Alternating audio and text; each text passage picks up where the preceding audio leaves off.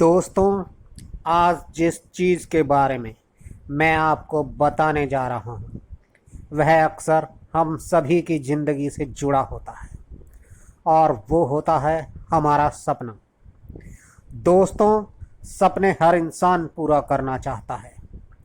दोस्तों, अक्सर आपने सुना होगा या देखा होगा कि जिनके सपने पूरे हो जाते हैं वो इंसान बेहद खुश नसीब होते हैं, परंतु हम यह नहीं जानते कि उन सपनों को पूरा करने के बीच उनके साथ क्या क्या होता।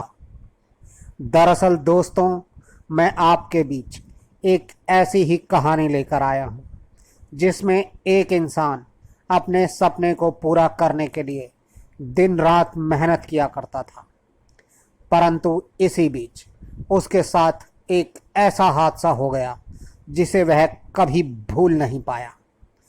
पर दोस्तों, उससे पहले अगर आपने हमारे channel horror stories by Ritesh को अभी तक सब्सक्राइब नहीं किया है तो हमारे चैनल को अभी सब्सक्राइब करें, क्योंकि हम आगे भी आपके लिए ऐसी ही सच्ची डरावनी कहानियाँ लाते रहेंगे।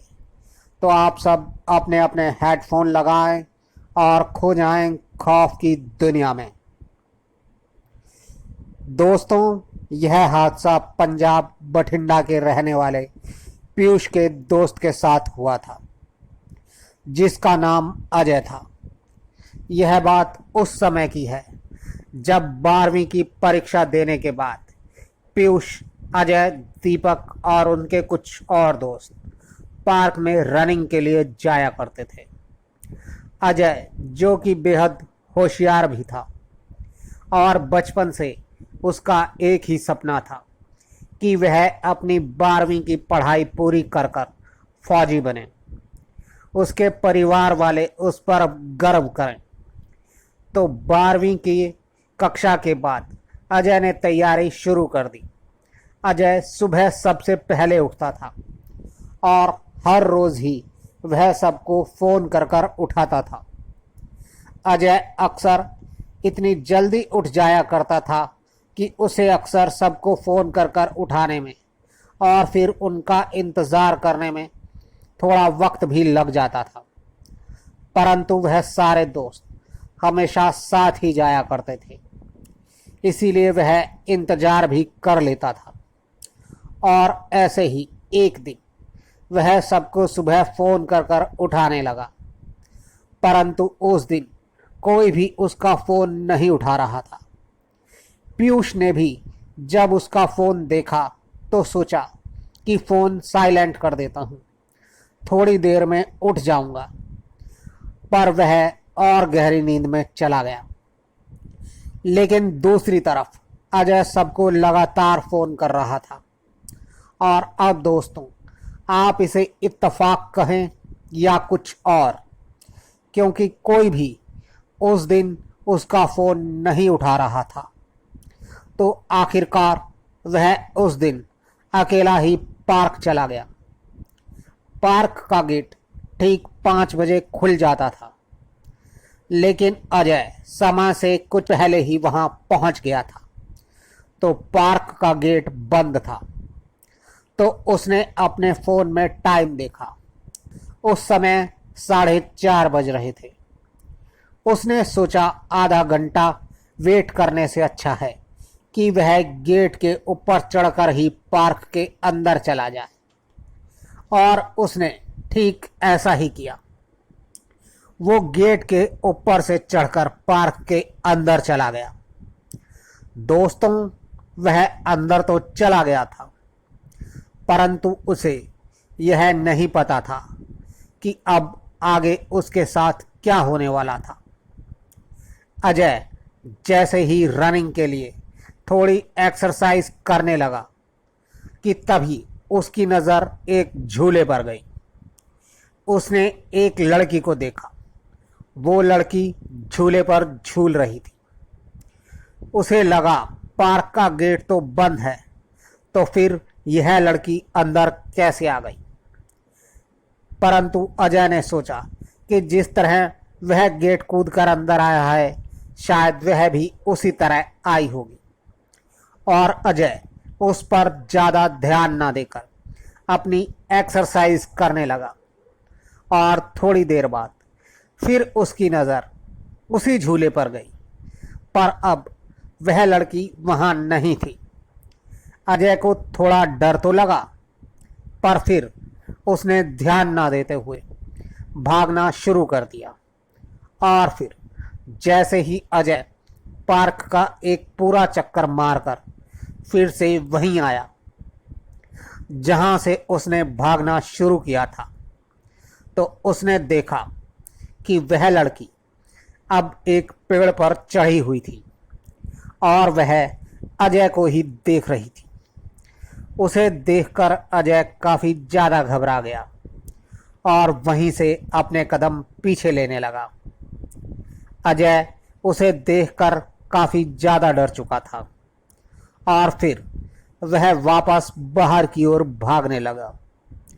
और वह लड़की अजय को देखकर लगातार हंसे जा रही थी। उसकी हंसी भी काफ़ी ज़्यादा भयानक थी। अजय जैसे तैसे वहाँ से भागा और भागते भागते पीयूष के घर की तरफ जाने लगा, क्योंकि पीयूष का घर उसके सब दोस्तों में से सबसे ज़्यादा करीब था।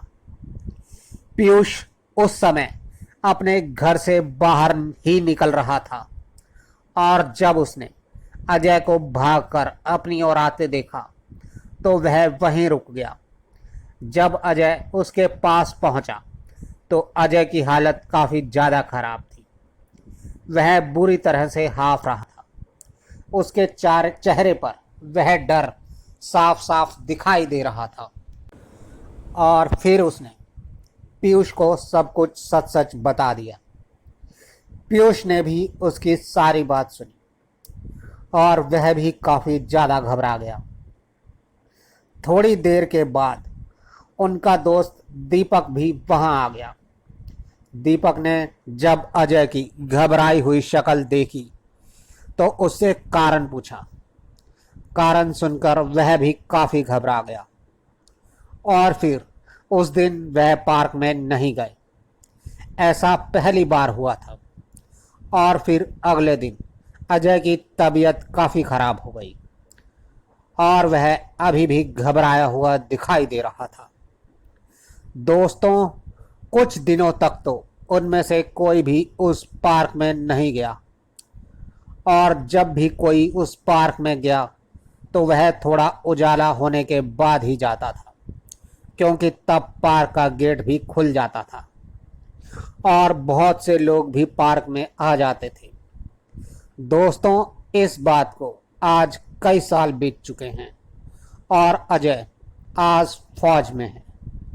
उसका फौज का सपना तो अब पूरा हो गया है, परंतु आज भी जब कभी वह उस पार्क को देखता है तो उस पार्क का वह किस्सा उसे ज़रूर याद आता है, क्योंकि उसके अंदर पार्क का वो डर आज भी कहीं ना कहीं मौजूद है।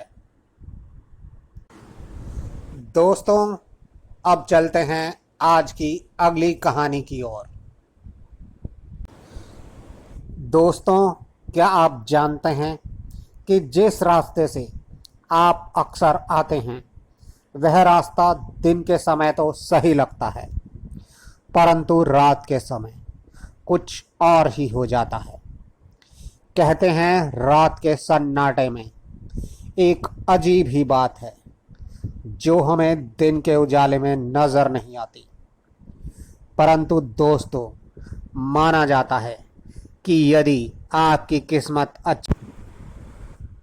दोस्तों, आज जिस चीज़ के बारे में मैं तो आपके साथ कुछ होने वाला भी होगा, तो आप किसी ना किसी तरह उस समस्या से बाहर निकल ही आएंगे। दोस्तों, ऐसी ही एक घटना दिल्ली में रहने वाले विक्की के चचेरे भाई, जिनका नाम बिट्टू था, उसके साथ घटी थी। यह घटना 2019 की है, जब बिट्टू और उनका पूरा परिवार छुट्टियों का आनंद एक साथ लेना चाहते थे। इसीलिए उन्होंने बिट्टू की नानी के घर जाने का फैसला किया और वह जल्दी से गांव अपनी नानी के पास चले गए। वो सब लोग एक अरसे के बाद एक साथ आए थे, इसीलिए गांव के लोग भी उन्हें देखकर बहुत खुश थे। गांव के लोगों को खुश देखकर वह लोग भी काफ़ी खुश थे। इसीलिए उन्होंने फैसला किया कि वह लोग गांव में कुछ दिन और रुकेंगे। जैसा वह सोच रहे थे बिल्कुल वैसा ही हो रहा था। वह बहुत खुश भी थे, लेकिन उनके साथ जो होने वाला था वो उनकी खुशी को एक डर में बदलने वाला था। यह बात 26 जून की है जब यह हादसा हुआ। आप लोग जानते ही होंगे कि गांव जैसी जगह पर लोग जल्दी सो जाते हैं।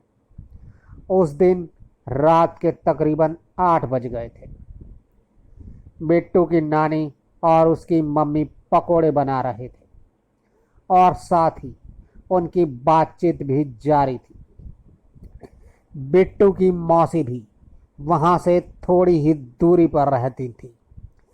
तो बिट्टू की माँ ने कहा कि वह अपनी मौसी के घर पकोड़े दे आए। उन्होंने एक डिब्बे में पकोड़े रखकर उसे अपनी मौसी को देने के लिए भेज दिया। बिट्टू भी जाने के लिए तैयार हो गया और वह पकोड़े का डिब्बा लेकर अपनी मौसी के घर के लिए निकल गया। वह रोज उसी रास्ते से आता जाता था, इसीलिए वह उस रास्ते से अच्छी तरह परिचित था। परंतु रात के अंधेरे में वह रास्ता काफ़ी सुनसान हो गया था, लेकिन वहाँ किसी भी जानवर का खतरा नहीं था। इसीलिए वह बेफिक्र होकर चले जा रहा था और वह ठीक ठाक अपनी मौसी के घर पहुँच भी गया। उसने अपनी मौसी को पकोड़े दिए और उनसे कहा कि माँ ने भेजे हैं आपके लिए। और उसकी मौसी ने बदले में उसी डिब्बे में मिठाइयाँ दे दी, जिससे वह बहुत खुश हो गया और वहाँ से घर के लिए निकल गया। वह रास्ते पर चलता जा रहा था कि अचानक से उसे डर लगने लगा। वह सोच में पड़ गया कि वह अभी तो इस रास्ते से गया था, तो फिर अब उसे डर क्यों लग रहा है। वह ज़्यादा ना सोचकर आगे बढ़ने लगा।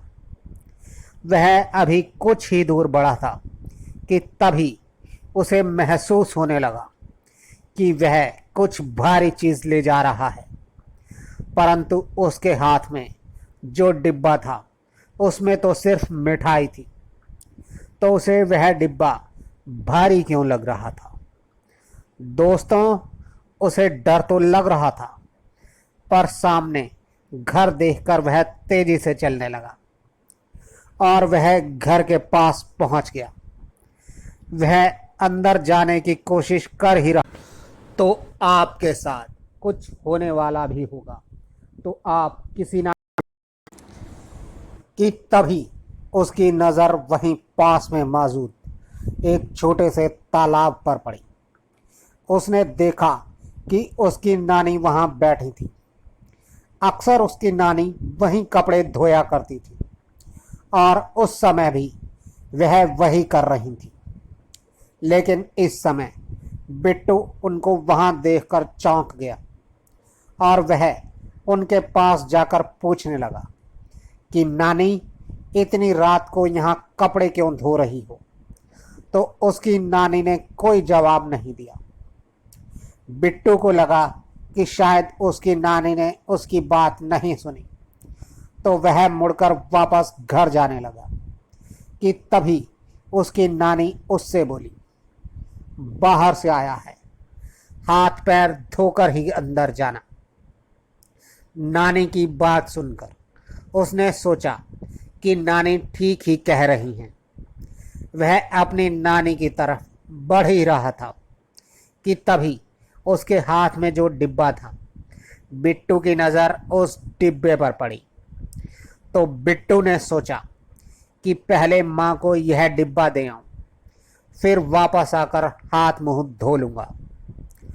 तो वह नानी अभी आया कहकर जल्दी से अंदर की तरफ भाग गया। बिट्टू अपनी माँ के पास पहुंचा और उन्हें बताने लगा कि मौसी ने मिठाई दी है। और तभी बिट्टू की नज़र अंदर कमरे से बाहर आती अपनी नानी पर पड़ी। तो वह कहने लगा कि नानी, आप अंदर कब आई? अभी तो आप बाहर थी। तो बिट्टू की नानी बोली, मैं तो कब से अंदर ही हूँ। नानी की यह बात सुनकर बिट्टू नानी से बोला कि अगर आप अंदर हैं तो बाहर अभी आपकी आवाज़ में मुझे तालाब के पास कौन बुला रहा था। इतना सुनते ही बिट्टू की नानी सब समझ गई और उन्होंने तुरंत बिट्टू के ऊपर से लाल मिर्ची और नींबू घुमाकर बाहर की ओर फेंक दिया। दोस्तों, यकीन मानिए, कुछ ही देर में देखते ही देखते वह नींबू एकदम काला पड़ गया, जिसे देखकर सब लोग बहुत ज़्यादा डर गए। और इसी कारण उन लोगों को रात भर नींद भी नहीं आई कि आखिर वह औरत कौन थी जो बिट्टू को बुला रही थी, और वह नींबू का काला हो जाना। सब लोग यह सोच सोच कर परेशान थे। और फिर अगली सुबह वह लोग एक बाबा के पास पहुंचे और वहां पहुंचकर उन्हें जो पता लगा उसे सुनकर वह सब लोग घबरा गए। बाबा ने उन्हें बताया कि वह एक चुड़ैल थी जो उस समय बिट्टू की नानी की आवाज़ में बिट्टू को बुला रही थी। बिट्टू की किस्मत अच्छी थी कि वो पहले घर में आ गया, वरना वह चुड़ैल बिट्टू को उसी तालाब में डुबो देती और बिट्टू आज आपके साथ नहीं होता। यह सुनकर बिट्टू की माँ बहुत ज़्यादा घबरा गई। और दोस्तों, उस दिन के बाद से आज तक कभी भी बिट्टू और उसका परिवार जब भी गांव जाते हैं तो वह रात के समय बाहर नहीं निकलता। और ख़ासकर बिट्टू को तो बिल्कुल भी वह लोग अकेला नहीं छोड़ते। साथ ही बिट्टू भी उस दिन के बाद से काफ़ी डरा सहमा नज़र आता है और वह खुद भी अकेला कहीं बाहर नहीं आता जाता। दोस्तों, अब चलते हैं आज की अगली कहानी की ओर। दोस्तों, अक्सर हमें पुरानी चीज़ों से या फिर पुरानी जगहों से काफ़ी लगाव होता है और ज़्यादातर यह चीज़ें हमें गांव जैसी जगह पर ही देखने को मिलती हैं, जैसे झरने, पहाड़ या फिर कोई पुराना मकान। ऐसे ही हर जगह गांव में हुआ करती हैं। अभी भी बहुत सी जगहों पर कुएं मौजूद हैं। दोस्तों, यह खूबसूरत चीज़ें देखने में तो बहुत अच्छी लगती हैं, परंतु दोस्तों, क्या हम इनके पीछे छिपे राज को कभी जान पाएंगे? दोस्तों, आज से कई साल पहले पंजाब के लुधियाना के एक गांव में रहने वाली तमन्ना की नानी, जिनके साथ यह हादसा हुआ था, उस वक्त तमन्ना की नानी तमन्ना की उम्र की ही थी। यह हादसा तमन्ना की नानी ने तमन्ना की माँ को बताया था और तमन्ना की माँ ने तमन्ना को। दोस्तों, यह उस समय की बात है जब एक दिन तमन्ना की नानी को उसकी भाभी ने कहा कि चलो आज कुएं पर चलते हैं, आज अपने कपड़े वहीं धो लेंगे। यह बात सुनकर तमन्ना की नानी खुश हो गई, क्योंकि घर वाले उन्हें वहां अकेले कभी जाने नहीं देते थे। परंतु उस दिन तो उनके साथ उनकी भाभी भी थी, तो किसी ने उन्हें कुछ भी नहीं कहा। वह जल्दी से अंदर गई और धोने वाले कपड़े उठाकर ले आई और फिर वह दोनों कपड़े लेकर गांव के कुएं की ओर चल दिए। दोस्तों, उनकी भाभी ने सोचा कि वह हमेशा कुआं देखने की जिद करती हैं, तो आज वह कुआं भी देख लेंगी और कपड़े धोने में उनकी थोड़ी मदद भी कर देंगी। परंतु दोस्तों, वह यह नहीं जानती थी कि अब आगे उनके साथ क्या होने वाला है। दोस्तों, थोड़ी देर के बाद वह कुएं पर पहुंच चुके थे। तमन्ना की नानी कुएं के पास जाकर कुएं में झांकने लगी, तो उनकी भाभी ने कहा, ज़्यादा पास मत जाओ। भाभी ने कहा, यहाँ पर एक पुरानी बाल्टी है। फिर उन्होंने बाल्टी उठाकर 2-3 बार कुएं से पानी निकाला, तो तमन्ना की नानी भी जल्दी ही सब समझ गईं और उसके बाद वह धीरे धीरे कुएं से पानी निकालने लगी और उनकी भाभी कपड़े धोने लगी। कुछ ही देर में उनकी भाभी ने कुछ कपड़े धो लिए थे, तो उन्होंने तमन्ना की नानी से कहा, तुम 1-2 बाल्टी पानी और निकालो, तब तक मैं यह कपड़े उधर पत्थर पर सूखने के लिए डाल देती। तमन्ना की नानी फिर कुएं में से पानी निकालने लगी, लेकिन कुछ ऐसा हुआ कि तमन्ना की नानी वहीं बेहोश होकर गिर गईं। दोस्तों, तमन्ना की नानी ने जैसे ही पानी निकालने के लिए कुएं में बाल्टी डाली, तो वह बाल्टी उनसे खिंच ही नहीं रही थी और फिर उन्होंने जब कुएं में देखा तो उन्हें कुएं में 2 हाथ दिखाई दिए, जिन्होंने उनकी बाल्टी को पकड़ रखा था।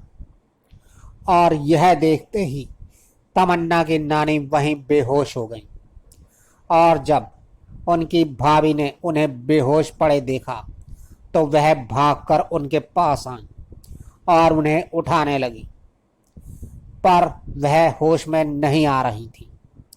और फिर कुछ देर बाद तमन्ना की नानी को होश आया, तो वह अपने घर पर ही थी और घर के सभी लोगों ने उन्हें घेरा हुआ था। सब उनसे पूछ रहे थे कि वह बेहोश कैसे हो गई, तो उन्होंने सबको वह कुएं वाली बात बताई।